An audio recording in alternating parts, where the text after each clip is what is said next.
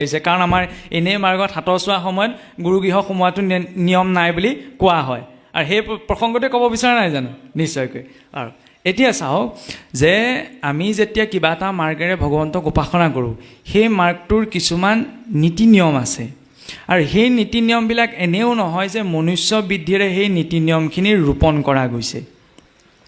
এতিয়া যিদৰে গৃহস্থী লোকজনৰ নাৰীগৰাকী ৰজস্বলা হয়, প্ৰকৃতিও ৰজস্বলা হয়, কাৰণ প্ৰকৃতি দেৱীক আমি বসুমতী অৰ্থাৎ নিজ মাতৃ বুলি জ্ঞান কৰোঁ।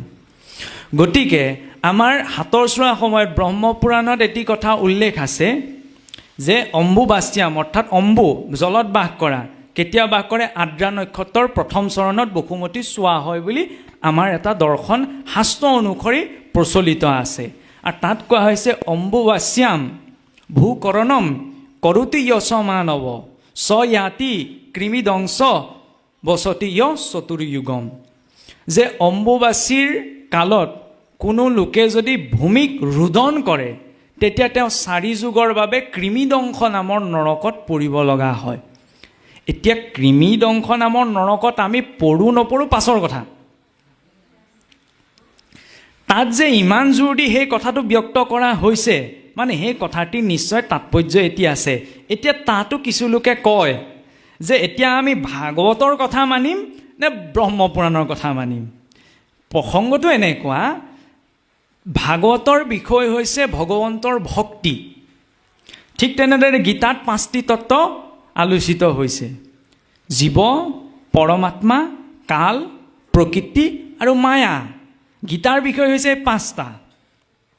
ঠিক তেনেদৰে গৰুড পুৰাণত পিতৃ কৰ্মৰ সকলো বৰ্ণনা দিয়া হৈছে। যিদৰে আপুনি সাহিত্যৰ বিষয়ে এটা বৰ্ণনা সাহিত্য কিতাপখনত থাকে, ৰাজনীতিৰ বিষয়ে এটা বৰ্ণনা ৰাজনীতিৰ কিতাপখনত থাকে, তদ্ৰূপ এই নীতি সদাচাৰৰ বৰ্ণনাৰ ৰূপত ব্ৰহ্মপুৰাণত এই অম্বুবাচীৰ প্ৰসংগটো আহে। আৰু সেইকাৰণে আমাৰ এইটো নিয়ম যে অম্বুবাচীৰ দিনা অম্বুবাচী কাল থকা সময়ত সেইখিনি সময়ত প্ৰকৃতি দেৱী ৰজস্বলা হৈ থাকে বুলি আমাৰ বিশ্বাস কৰা হয়। গতিকে সেই বিশ্বাসৰ প্ৰতি সন্মান জনাই প্ৰত্যক্ষ ৰূপত ভূমিক ৰোদন কৰা, যিহেতু চোৱা অৱস্থাত থাকে, চোৱা অৱস্থাটো নাৰীগৰাকীক, এতিয়া ৰজস্বলা হৈ থকা নাৰীগৰাকীক অপবিত্ৰ বুলি ভাবা হয় এনে নহয়, কাৰণ ৰজস্বলা নাৰীগৰাকীও যেতিয়া তেওঁ ৰজস্বলা ধৰ্ম পালন কৰি থাকে সেই শৰীৰটোৰ ওপৰত নিজৰ নিয়ন্ত্ৰণ নাথাকে।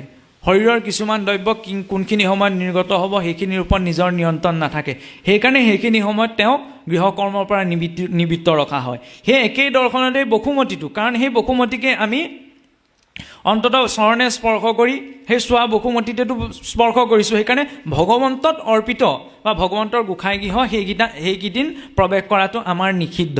এইকাৰণে নিষিদ্ধ যাতে আমাৰ চোৱা ভাৱ এটা সেই স্থানখনক স্পৰ্শ নকৰে। কিন্তু এইখিনিতো এতিয়া আহিব পাৰে যে ভগৱন্তক ভক্তি কৰিবলৈতো নাম ল'বলৈতো কোনো দেশ কালৰ নিয়ম নাই। ঠিক আছে, আমি 2 দিন চাকি গছ নজ্বলোকে আছোঁ, কিন্তু সামাজিক নিয়ম এটালৈ সন্মান জনাই মই সেইকেইটা দিন অন্তৰে তেওঁক পূজা কৰিছোঁ। তে দুখ আপত্তি কোনখিনিত?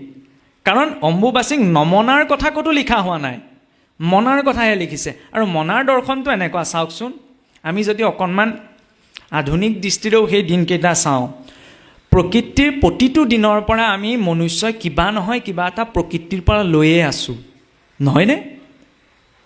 কাৰণ প্ৰকৃতিয়ে আমাক সকলো দি আছে, অন্ন বস্ত্ৰ বাসস্থানৰ পৰা সকলোতো প্ৰকৃতিয়ে দি আছে। গতিকে অন্ততঃ 2টামান দিন ৰজস্বলা হোৱাৰ নামতেই যদি প্ৰকৃতিক আমি ৰেহাই দিওঁ, সেয়াও এক দৰ্শন হ'ব নোৱাৰেনে? যে বাকীকেইটা দিনত আমিচোন 365টা দিন লৈয়ে আছোঁ। গতিকে সেইকেইটা দিন প্ৰকৃতিৰ আমি গছ সেইকেইটা দিনত আমাৰ পাত এখিলা ছিঙাটো নিষিদ্ধ, গছৰ ডাল এটা ভঙাটো নিষিদ্ধ, মাটি খন্দাটো নিষিদ্ধ। সেইকেইটা দিন প্ৰকৃতিক অন্ততঃ অপকাৰ নকৰোঁচোন, সেইটো দৰ্শন হ'ব নোৱাৰেনে? ইয়াত বামুণীয়াই মানে অবামুণীয়াই নামানে, সংঘই মানে অসংঘই নামানে, এইবিলাকৰ কোনো কথাৰ অৰ্থ নাই। আমি প্ৰত্যক্ষ ৰূপত এইকাৰণে কৈছোঁ, কাৰণ এইবিলাক কথাই আমাৰ সমাজত খেলি মেলি লগাই থাকে। কৃষ্ণ কথাটো আমি সম্পূৰ্ণ কৰিব বিচাৰিছোঁ। এতিয়া এই দৰ্শনটো আপোনাৰ চিত্ত প্ৰবৃত্তিয়ে যদি এই দৰ্শনটো গ্ৰহণ কৰিছে তেতিয়াহ'লে আপুনি পালন কৰক, আৰু যদি আপোনাৰ চিত্ত প্ৰবৃত্তিয়ে গ্ৰহণ কৰিব বিচৰা নাই তেতিয়াহ'লে তাক আপুনি বৰ্জন কৰক, তাত কোনো কথা নাই। খালি মানিব লাগিব নালাগে বুলি কৈ 2টা পক্ষত ভাগ হ'ব নালাগে, আমাৰ উদ্দেশ্য সেয়াহে। আৰু শাস্ত্ৰই আমাক সেইটোৱে শিকাইছে। আমি যিহেতু শাস্ত্ৰীয় মাৰ্গত আছোঁ, গতিকে আজি আপুনি কি ভাবি পাইছে, মই কি ভাবি পাইছোঁ, সেইটো আমাৰ বিচাৰৰ বিষয় নহয়। শাস্ত্ৰই আমাক কি কৈছে? শাস্ত্ৰত যিহেতু আছে, ক'তো অম্বুবাচী নামানিবা বুলিতো লিখা হোৱা নাই, কাৰণ মহাপুৰুষেও সেইকেইটা দিন পালন কৰি গৈছে। প্ৰত্যক্ষ ৰূপত আমি চাকি গছ নজ্বলা পাছ, কিন্তু অন্তৰৰ পৰা যদি সেইখিনি সময় ভগৱন্তৰ নাম কীৰ্তন কৰিছে, তাততো কোনো বাধা নাই, সেই কীৰ্তন কৰি আচৰণ কৰিছোঁ। কিন্তু সামাজিক প্ৰথা এটালৈ সন্মান জনাই যদি আমি 2টা দিন পালন কৰিছোঁ, তাতনো আমাৰ লোকচান কি হ'ল? গতিকে পৰাপক্ষত যদি আমাৰ সমাজত কিছুমান ঋষি মহৰ্ষিসকলে নীতি নিয়ম বান্ধিছিল, তেওঁলোকৰ প্ৰতি সন্মান, তেওঁলোকে কিবা এটা চিন্তা কৰিয়ে নিশ্চয় কৰিছিল, এনেইতো লিখা নাই, নিশ্চয় তাৎপৰ্য এতিয়া আছে। গতিকে আদ্ৰা নক্ষত্ৰত যেতিয়া প্ৰথম পদত প্ৰৱেশ কৰে, ইমানখিনি যেতিয়া নিৰ্দিষ্ট কৰি থৈ গৈছে, অকণমান সন্মান জনোৱাটো প্ৰয়োজন। এতিয়া পৰাপক্ষত মানিলে, এতে কথাতে আমি যে কয় যে মানিলে ধান নামানিলে পতান, মানুহ নামানো সেয়া নিজৰ চিত্ত প্ৰবৃত্তিৰ কথা, কিন্তু সেই দৰ্শনটোক আমি ওলাই কৰিব নোৱাৰোঁ। আমাৰ কোৱা কথাটো হৈছে সেইটো, আমি সিদ্ধান্ত দিয়া নাই যে আপুনি মানক বা আপুনি নামানক।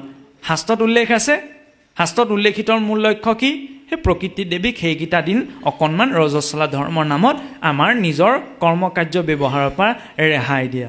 এতিয়া ইয়াক আমি নিজৰ বুদ্ধি অনুসাৰে, যাৰ যেন মতি অনুসাৰে আমি গ্ৰহণ কৰিব পাৰোঁ, তেনেদৰে আচৰণ কৰিলেই হ'ল। কৃষ্ণ।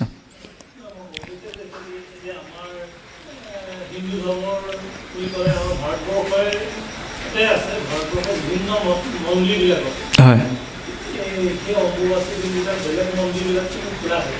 হয়,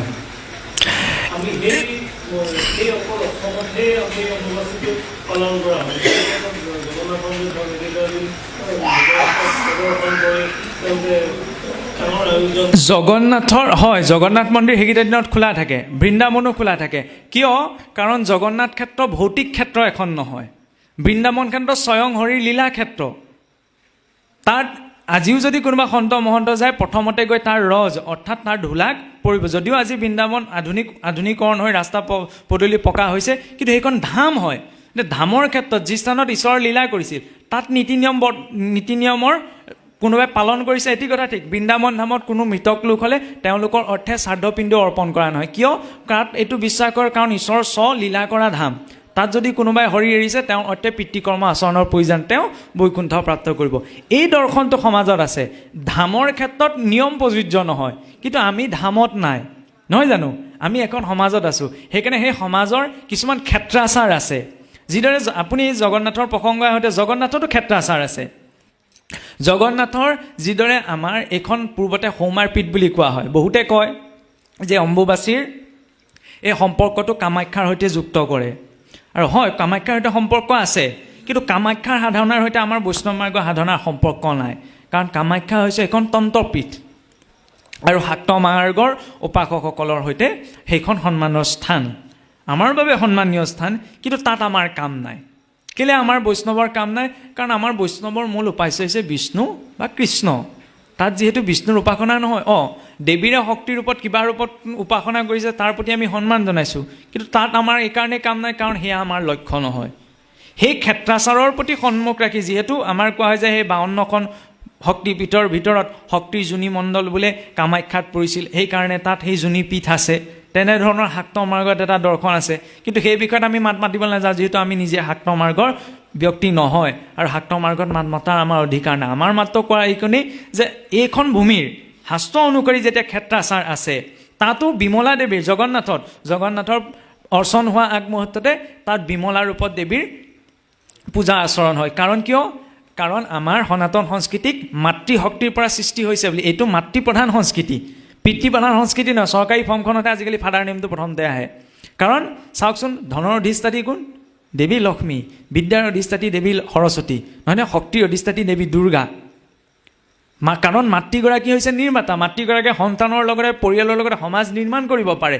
সেইকাৰণে সনাতন সংস্কৃতিৰ বাদে অন্য কোনো সংস্কৃতিক মাতৃশক্তিক, স্ত্ৰীশক্তিক ঈশ্বৰৰূপত উপাসনা কৰাৰ বা ঈশ্বৰৰূপত মান্যতা দিয়াৰ কোনো আদৰ্শ নাই। কিয়? কাৰণ মাতৃগৰাকীক সন্মানৰ দৃষ্টিৰে চোৱা হয়। মাতৃগৰাকীৰ জীৱনৰ প্ৰতিটো কাৰ্যকলাপ, প্ৰতিটো মাৰ্গত থকা প্ৰতিজন ব্যক্তিয়ে সন্মান প্ৰদৰ্শন কৰে, আৰু সেই মাতৃ বুলি আমি বসুমতীকো জ্ঞান কৰোঁ। সেইকাৰণে প্ৰতিখন ক্ষেত্ৰৰ ক্ষেত্ৰাচাৰ হিচাপত সেই নিয়মটো আছে।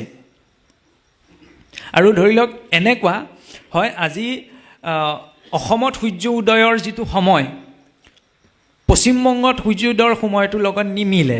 কিয় নিমিলে? দুইখন ক্ষেত্ৰ বেলেগ বেলেগ হোৱাৰ কাৰণে। সেইকাৰণে সময়ৰ পাৰ্থক্য এটা আছে, কিন্তু যি ক্ষেত্ৰাচাৰ ইয়াতো পালন কৰা হয় তাতো এক ভিন্ন ৰূপত পালন কৰা হয়।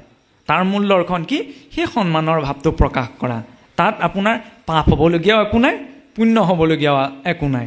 কাৰণ মই গামোচাখন লৈ আহিছোঁ, চাদৰখন লৈ আহিছোঁ, বোলে গামোচাখন ল'লে বা চাদৰখন ল'লে পাপ হ'ব এনেকুৱাতো কথা নাই, বা গামোচাখন বা চাদৰখন নল'লে পুণ্য হ'ব এনেকুৱাতো কথা নাই। কিছুমান আচাৰ এইখিনি, কিয় এই আচাৰখিনিয়ে মনুষ্য জীৱনটোক এটি দৰ্শন প্ৰদান কৰে। গতিকে অম্বুবাচী দৰ্শন বহুলোকে খেলি মেলিটো কোনখিনিত লাগে, বহুলোকে সেইটো দেৱী উপাসনা বুলি ভাবে। দেৱী উপাসনা নহয়, আমিতো দেৱীক উপাসনা কৰা নাই, আমি মাত্ৰ মাতৃৰ ৰূপত। আৰু মাতৃগৰাকীক সন্মান কৰিবলৈ পুত্ৰই হাস্তমত লোৱাৰ প্ৰয়োজনীয়তা নাই, আছে জানো? নাই, নহয় জানো? প্ৰকৃতি দেৱীৰ ৰূপত দেৱী বুলি হাস্যই যেতিয়া কৈছে আমি অকণমান সন্মান প্ৰদৰ্শন কৰিছোঁচোন, সেইটো ভাবোঁ।